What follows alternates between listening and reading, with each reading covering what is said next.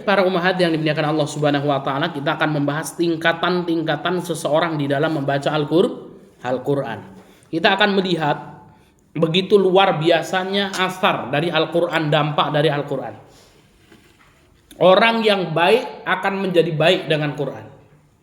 Bahkan orang yang buruk pun akan memiliki sisi kebaikan ya dengan Al-Qur'anul Karim.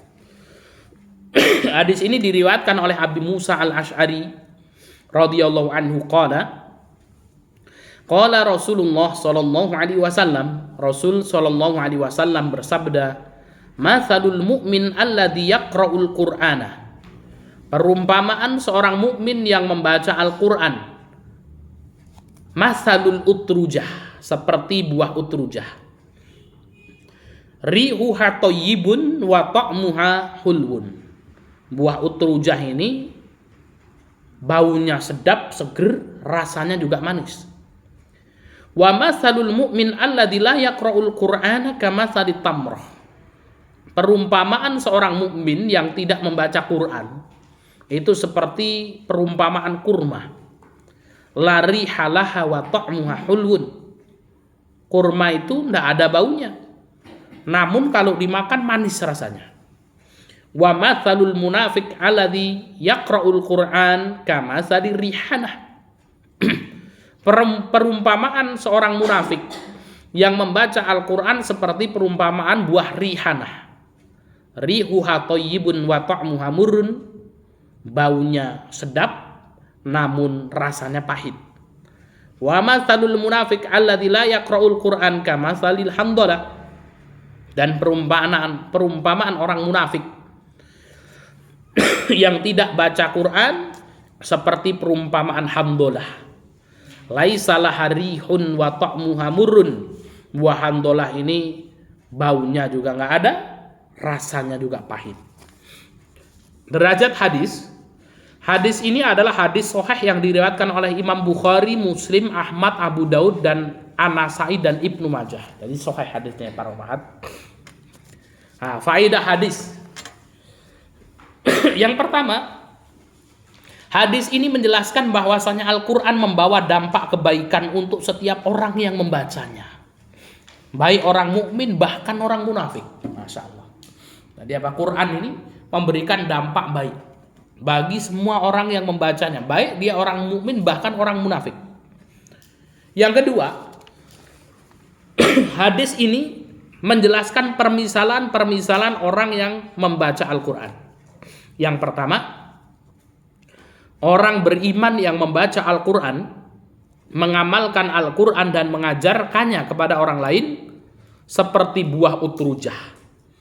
Orang Arab menyebut buah ini dengan berbagai macam sebutan, yaitu utrujah, utruj, turnujah, turnuj. Ya. Buah utrujah adalah buah semacam jeruk yang memiliki rasa manis dan bau yang sangat harum.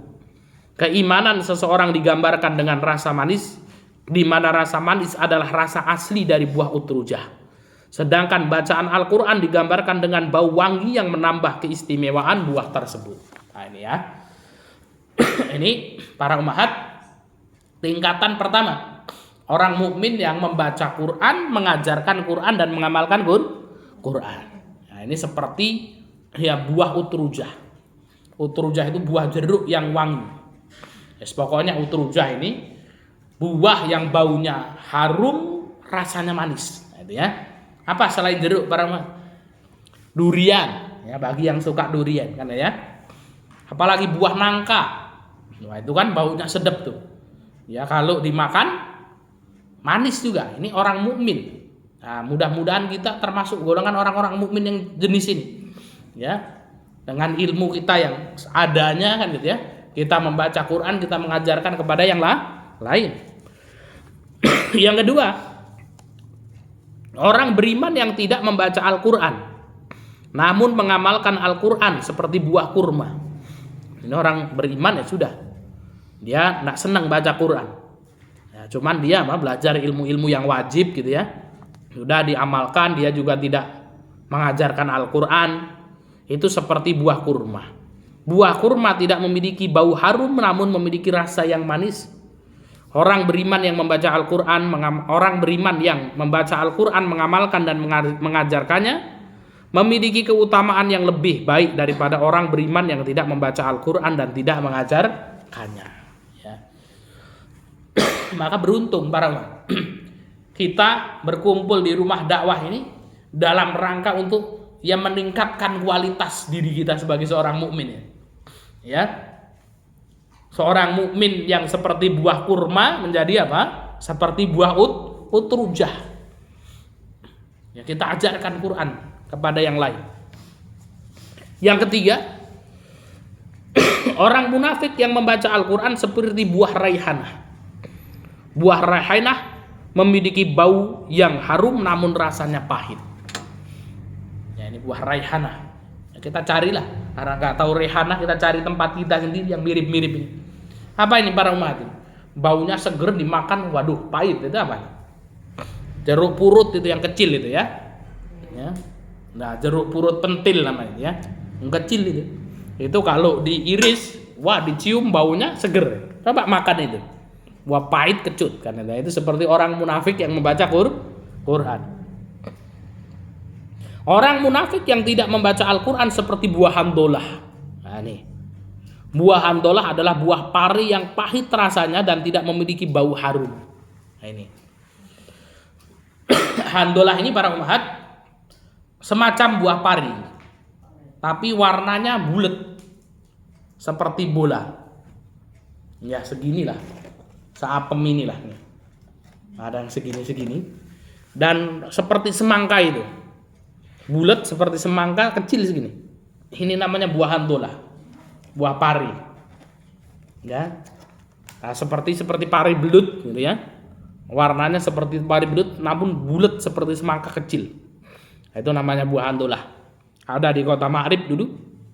Pernah kita ceritakan ketika kita jalan-jalan di kebun sama orang Balikpapan ya, nemu ini buah handolah. Wah, ini apa? Ini pari nih kan ya. Nah, akhirnya kita ambil, kemudian kita rajang-rajang, kita masak. Kenapa? Karena saking lamanya kita nggak makan pari itu. Ya, kemudian nemukan buah handolah ini. Habis itu kita undang orang Yaman datang kan gitu ya. Ayo kita makan spesial kan gitu ya. Kau masak apa ini kan gitu ya. Ya, ketika dilihat mereka kaget ini. Buah handolah dimasak sama kita dimakan kan gitu ya. Ya, itu kemudian kasih cabai yang banyak, kemudian nasi hangat itu wah luar biasa kan gitu ya. Ini orang Indonesia buah handolah dimakan. Baik para umahat yang dimuliakan Allah Subhanahu wa taala. Saya akan baca hadis yang ketiga sampai kelima dan para umahat mengikuti. Ya, ini untuk hafalan